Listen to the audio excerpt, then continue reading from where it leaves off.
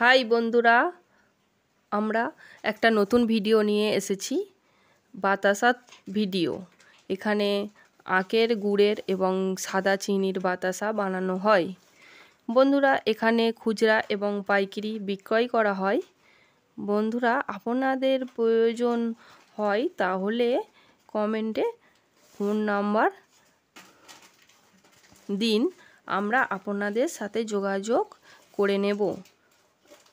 আমাদের ভিডিওটি ভালো লাগলে লাইক করে সাবস্ক্রাইব করে আমাদের পাশে থাকুন।